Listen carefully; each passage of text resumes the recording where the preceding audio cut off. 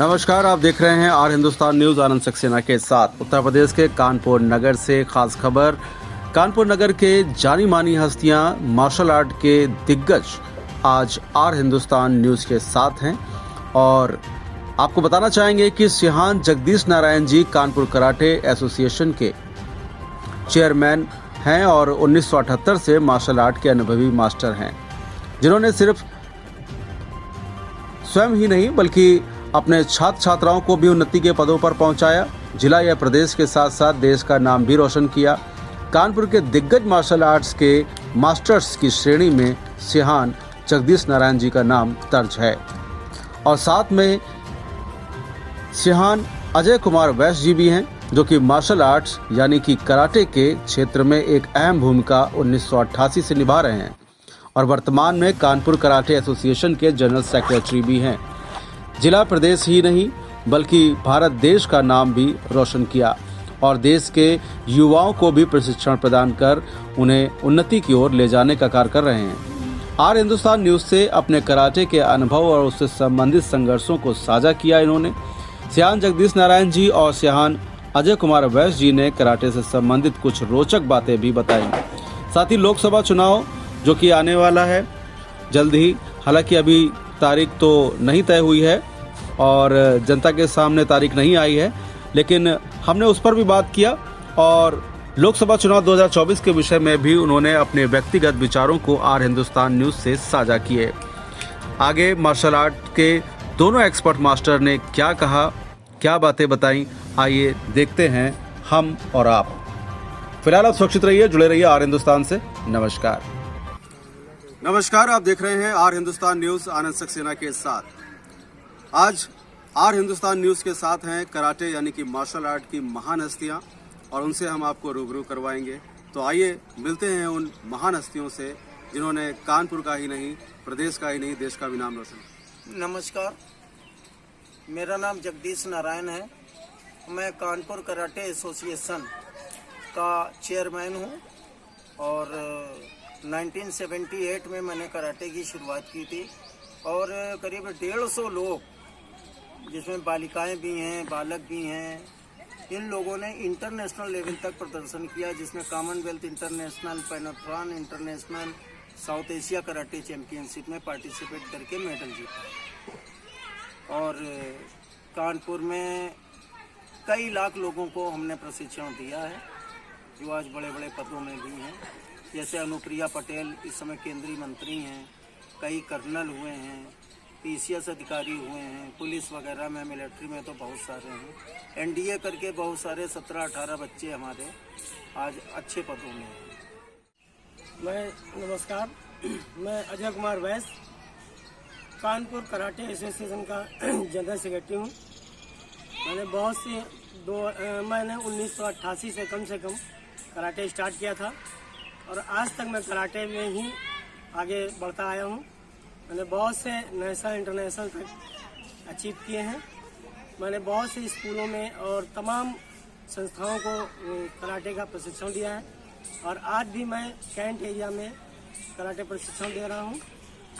सभी जितने भी प्रशिक्षक हैं, बहुत से प्रशिक्षक भी हैं जो हमारे सीखे हुए हैं, आज कानपुर में प्रशिक्षण दे रहे हैं और कराटे को और आगे तक ले जाने के लिए मैं प्रयत्न रहूंगा और आगे तक जारी रखूंगा। तो आज आर हिंदुस्तान न्यूज के साथ हैं सिहान श्री जगदीश नारायण जी और सिहान अजय कुमार वैश्य जी। इनसे हम और भी बातें करेंगे, आगे भी बहुत कुछ जानने की कोशिश। तो आइए जानते हैं सर से कि मार्शल आर्ट यानी कराटे को आगे बढ़ाने का इनका मकसद क्या है और आखिर इनका सफर कैसे शुरू हुआ, क्या किस चीज़ से इंस्पायर हुए, क्या ऐसा वाकया हुआ कि जिसकी वजह से सर ने मार्शल आर्ट यानी कराटे को चुना। आइए। 1978 की बात है। उस समय मैं कक्षा 8 में पढ़ता था और मैं काफ़ी दुबला पतला हुआ करता था। तो कई लोगों ने कहा तगड़ा होने के लिए अंडा, मांस, मछली खाओ, लेकिन मेरे घर का माहौल ऐसा नहीं था। मेरे पिताजी अध्यापक थे, तो उन्होंने बताया दौड़ लगाया करो, कसरत किया करो। तो वो मैंने शुरू किया, लेकिन मैंने देखा कि कई बार कुछ लड़के मिलके हमें पीट दिया करते थे और कई बार मेरा सर खुल गया। तो ये हुआ कि क्या किया जाए, ईश्वर से प्रार्थना की कि मैं कैसे अपने आप को ताकतवर बनाऊं। तब मुझे ये कराटे के बारे में पता चला और हमने कराटे सीखना शुरू किया। कुछ फिल्मों से, कुछ किताबों से मैंने सीखा, लेकिन वो सही तरीका नहीं था। इसके बाद फिर मैं नेपाल गया और नेपाल में विधिवत हमने वहाँ पर हर साल जापान के मास्टर आते हैं, तो उनसे ट्रेनिंग ली और उस ट्रेनिंग का मैंने अभ्यास किया और धीरे धीरे करते करते हम पता चला कि पहला कंपटीशन हमारा हुआ तो उसमें हमारे बच्चे जीते। इसके बाद लगातार आगे बढ़ते गए। फिर उत्तर प्रदेश ओलंपिक कमेटी से भी मान्यता मिल गई और परम आदरणीय स्वर्गीय डॉक्टर संतोष मिश्रा दद्दू जी हमारे खेल की दुनिया के गॉडफादर थे, उनका बड़ा सहयोग मिला। इसके बाद हम लोग करते गए, इंटरनेशनल लेवल पे भी प्रदर्शन किया, बहुत सारे कंपटीशन जीते, तो धीरे धीरे नाम होता चला गया। और कराटे करने से मैंने महसूस किया कि अगर इसे किया जाए तो बच्चे निश्चित रूप से एक तो मेंटली फिजिकली फिट हो जाते हैं, नशे की तरफ नहीं जा पाते हैं और उनके अंदर एक अनुशासन शामिल किया गया है। तो सर ज़्यादा ये चाहेंगे, जैसा कि आपने कहा कि कराटे करने से नशे की तरफ लोगों की मतलब जो है आकर्षण नहीं होता है और मानसिक तौर पे वो विकृत मानसिकता से दूर रहते हैं, तो ये आपने बताया। तो सर जानना ये चाहेंगे कि क्या हमारे देश में ये सपना सच हो सकता है? पाठ्यक्रम में लाना चाहिए? क्या हर स्कूल में कराटे सिखाना चाहिए? आपका दृष्टिकोण क्या कहता है? बहुत अच्छा सवाल किया है आपने। एक्चुअली में जब हम छोटे बच्चों को लें, 5 साल या उसके ऊपर के बच्चों को, और शुरुआत में ही उनको स्वास्थ्य के प्रति जागरूक करें और ख़ास तौर से कराटे के प्रति। कराटे 2 शब्दों से बना है, करा प्लस ते। करा मीन्स एम्पटी, ते मीन्स हैंड। तो जब हम अपनी बॉडी पे कंट्रोल कर लेते हैं और डिसिप्लिन के साथ इसकी प्रैक्टिस करते हैं, गुरु भक्ति करते हैं, तो एक अच्छे संस्कार आते हैं। और इसका नतीजा है, एक छोटा सा देश जापान है, आज महाशक्ति बना है, अमेरिका को चैलेंज कर रहा है। अब ये पाठ्यक्रम में भारत सरकार, परम आदरणीय मोदी जी ने इसकी शुरुआत भी कर दी है और सैकड़ों करोड़ रुपए का बजट भी है। और आज हमारे खिलाड़ी जब भी मेडल जीतते हैं तो देखा जा रहा है कि उनको तुरंत नौकरियां मिल रही हैं, गजेटेड ऑफिसर की नौकरी मिल रही है। तो हमारे साथ में सिहान श्री अजय कुमार वैश्य जी भी हैं और उनसे हम जानेंगे कि समाज में कुछ ऐसे अपराध हैं जो महिलाओं से संबंधित हैं। अभी पिछली 8 तारीख को महिला दिवस मनाया गया, ये हमारे देश के लिए एक बड़ी गौरव की बात है।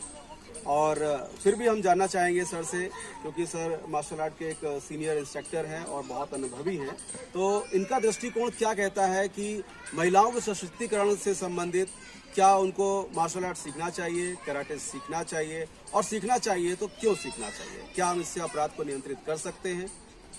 आइए बात करते हैं सर। मुझे लगता है कि जैसा समाज में बहुत सी महिलाएं हैं जो अभी तक घर से नहीं निकलती हैं, वो इसलिए नहीं निकलती हैं कि उनको सपोर्ट की ज़रूरत है। सपोर्ट घर से मिले, उनको प्रोटेक्शन मिले, तभी वो निकलती हैं। तो मुझे ऐसा लगता है कि हमारे समाज में या हमारे देश में हर महिलाओं को, बहनों को, हमारी जो छोटी छोटी बच्चियां हैं, उनको तो अधिक से अधिक कराटे सीखना चाहिए, ताकि कराटे सीखने के बाद एक निडरता आ जाती है, अपने आप में एक आत्मबल हो जाता है। वो कम से कम वो ये सोचती हैं कि हम अगर कराटे सीखेंगे तो हम दूसरे का सामना कर सकें, ताकि भविष्य में जो कभी रास्ते में या कहीं अगल बगल के लोग उन्हें परेशान स्वयं कर सके। इसलिए मुझे लगता है कि उन परिवार में उन माताओं को भी अपने बच्चों को प्रेरित। बहुत अच्छी बात सर ने कही है कि महिलाओं को भी स्वावलंबी होना चाहिए और अपना सेल्फ डिफेंस के लिए ये कराटे सीखना बहुत जरूरी, क्योंकि मानसिक तौर से भी मजबूत होते हैं, विचारधारा अच्छी होती है, सेल्फ कॉन्फिडेंस भी आता है। तो सर आपने बहुत अच्छी बात बताई और इसी के साथ एक सवाल हमारा ये भी है कि जो आज की जनरेशन में जो युवा है ना, युवाओं का देखा जाए तो कुछ युवाओं का मोटिव ही बदल चुका है, उनकी दुनिया, उनका सिर्फ मोबाइल ही रह गया। कराटे की विशेषताएं क्या है, तो इस पर हम चाहेंगे कि आप दोनों लोग थोड़ा सा इस सवाल पर रोशनी डालें, बताएं सर। बिल्कुल सही बात है। एक्चुअली मैं कराटे जैसा कि मैं बता चुका हूँ, एम्प्टी हैंड खाली हाथ एक फिलॉसफी है। खाली हाथ आए खाली हाथ जाएंगे, लेकिन इस बीच में हमें बहुत कुछ करना पड़ेगा और बहुत कुछ करने के लिए हमें विटामिन, मिनरल्स, कार्बोहाइड्रेट, फैट, ये सब प्रोटीन वगैरह लेना ही पड़ेगा। और नेचुरल फूड यानी कि जो गॉड मेड होते हैं हमें वो खाने हैं, ना कि जंक फूड, क्योंकि ये देखा गया है कि वो हमारे नर्वस सिस्टम को प्रभावित करते हैं। छोटे छोटे बच्चों को ऐसे केमिकल डाल के खिलाया जाता है, वो हैबिचुअल हो जाते हैं। तो हमें गॉड मेड चीज़ें खानी है। बहुत अच्छी बात बताई सर ने। और हम सिहान अजय सर से भी जानना चाहेंगे इस बारे में कि जैसा कि हमारे देश में आर्मी है, नेवी है, एनडीए है और एयरफोर्स है, ये कराटे कहाँ तक कारगर है, इस बारे में हम जानेंगे सिहान श्री अजय जी से। मुझे जो है कि जो बच्चे मान लीजिए कोई भी वर्क नहीं करते, वर्कआउट नहीं करते, ठीक है, तो उनके लिए बहुत सी ट्रेनिंगें मुश्किल में आती है। लेकिन अगर कोई कराटे का बच्चा सीखा हुआ या कराटे कोई प्रैक्टिस करता है तो उसकी बॉडी एकदम फिट हो जाती है और वो नेचुरली वो इतना स्ट्रांग बन जाता है कि किसी भी फोर्स के लिए वो तैयार रहता है। यदि कराटे में बच्चा इंक्लूड है और कराटे सीख रहा है तो वो फिजिकल कभी फेल नहीं होता है और वो हमेशा किसी न किसी पोस्ट में वो सेलेक्ट होता है। बहुत अच्छी बात सर ने कही। तो इससे तो यही प्रतीत होता है कि मार्शल आर्ट कराटे जो हमारे देश में है और की धरोहर है। महात्मा बुद्ध जी ने इसका जो है उत्पत्ति किया था। मार्शल आर्ट सीखने का मतलब है कि जो इंसान अपनी रक्षा कर सकता है वो अपने परिवार की भी रक्षा कर सकता है और अपने देश की भी रक्षा कर सकता है। तो चलते चलते आइए जानते हैं जो इस समय राजनीतिक माहौल चल रहा है। लोकसभा चुनाव 2024 का माहौल काफी तेजी से चल रहा है। कई ऐसी पार्टियां हैं, कई क्या लगभग सारी पार्टियां हैं जिन्होंने कमर कस लिया है चुनावी मैदान के लिए। और हालांकि अभी डेट फाइनल नहीं हुई है। तो जानते हैं सर से कि जैसे कि एक सिटीजन होने के नाते, एक भारतीय होने के नाते, क्योंकि आपको भी अधिकार है मतदान करने का और हमें भी अधिकार है मतदान करने का, इस लिहाज से सभी को अपने विचारों को रखने का अधिकार है। तो जानते ये हैं कि सर जो वर्तमान सरकार है तो आपकी अपेक्षाएं क्या हैं? क्या वर्तमान सरकार दोबारा आएगी 2024 में या किसी अन्य सरकार से भी आपकी अपेक्षाएं हैं? आपका पर्सनल दृष्टिकोण क्या कहता है? व्यक्तिगत तरीके से आप क्या सोचते हैं? मेरा तो मानना ये है कि वर्तमान में जो सरकार है वो अभी तक तो ठीक है। सरकार में बहुत सी चीज़ें हैं जो इन्होंने बहुत अच्छे कार्य किए हैं और देश के हित में जो कर रहे हैं, जैसे महिलाओं को बढ़ाना, महिलाओं के लिए बहुत सी सुविधाएं उपलब्ध कराना, ये सरकार की प्राथमिकता है। और मुझे लगता है कि और भी आगे इनको आना चाहिए। लेकिन इस सरकार ने काफ़ी कुछ किया है। जो हमारे जो प्रधानमंत्री जी हैं, मोदी जी, उनका आज दुनिया में डंका है। तो हम चाहेंगे कि 24 में एक बार और उन्हीं की सरकार आनी चाहिए ताकि जो छूटे कार्य हैं उनको वो कर सकें और देश को और तरक्की पर ले जा सकें। तो ये सर ने अपना व्यक्तिगत विचार रखा हुआ है और हम जानेंगे सिहान जगदीश सर से भी कि उनका अपना व्यक्तिगत विचार क्या है कि वर्तमान सरकार क्या दोबारा आएगी 2024 में या किसी और सरकार से अपेक्षा की जाए। व्यक्तिगत मत क्या है, आइए जानते हैं। बहुत ही अच्छा सवाल है और बहुत ही सामायिक है। इस समय भारत देश लगातार तरक्की कर रहा है। हम देख रहे हैं अंतरिक्ष, चंद्रयान, सूर्य का जो अभी सूर्य के लिए छोड़ा गया है और देश को और तरक्की पर ले जा सके। तो ये सर ने अपना व्यक्तिगत विचार रखा हुआ है और हम जानेंगे सिहान जगदीश सर से भी कि उनका अपना व्यक्तिगत विचार क्या है कि वर्तमान सरकार क्या दोबारा आएगी 2024 में या किसी और सरकार से अपेक्षा की जाए। व्यक्तिगत मत क्या है, आइए जानते हैं। बहुत ही अच्छा सवाल है और बहुत ही सामायिक है। इस समय भारत देश लगातार तरक्की कर रहा है। हम देख रहे हैं अंतरिक्ष, चंद्रयान, सूर्य का जो अभी सूर्य के लिए छोड़ा गया है। इसके अलावा हमारे छात्रों के लिए, किसान भाइयों के लिए लगातार कार्यक्रम हो रहे हैं। लोगों को पक्के मकान मिल रहे हैं बिजली वगैरह की नई नई स्कीमें आई हैं, पढ़ाई के लिए बहुत अच्छे यूनिवर्सिटी वगैरह बनाई जा रही हैं। तो कुल मिला के सरकार प्रयास तो कर रही है, लेकिन जनता द्वारा, जनता के लिए जनता की सरकार का जो कॉन्सेप्ट है, उसमें हम जनता को भी चाहिए कि उन लोगों को समर्थन करें जो देश हित के लिए और नागरिकों के लिए काम करें। इस परिप्रेक्ष्य में हम देखते हैं कि खेलकूद में भी बहुत उल्लेखनीय तरक्की हुई है और वर्तमान सरकार इसके लिए बहुत अच्छा काम कर रही है। हमारे परम आदरणीय योगी जी ने जो डिसिप्लिन और अनुशासन के द्वारा उत्तर प्रदेश की बिगड़ती हुई हालात को, सांप्रदायिकता को नेस्तनाबूद किया है और संगठित अपराधियों को खत्म किया है, ये एक बहुत बड़ी बात है। और हम जनता को भी चाहिए कि उस आदमी को चुने जो जनता के हित की काम करें। और वर्तमान में विपक्ष तो कहीं नजर नहीं आता है, केवल अरविंद केजरीवाल जी को पसंद करते हैं, जो जनता के लिए बिजली, पानी, स्वास्थ्य, पढ़ाई, पर्यटन बहुत सारे काम कर रहे हैं। तो इस समय मेरी नज़र में तो लड़ाई दो ही लोगों की है, बीजेपी और अरविंद केजरीवाल जी। लेकिन क्योंकि अरविंद केजरीवाल जी को अभी बहुत लंबा सफर तय करना है, इसलिए मेरी नज़र में तो बीजेपी को दोबारा आना चाहिए, देश हित में रहेगा। Thank you.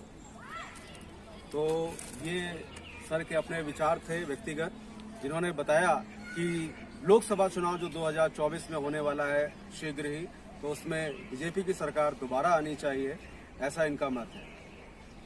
तो बहुत बहुत धन्यवाद सर, आर हिंदुस्तान न्यूज से बात करने के लिए। आपका बहुत बहुत शुक्रिया। Thank you.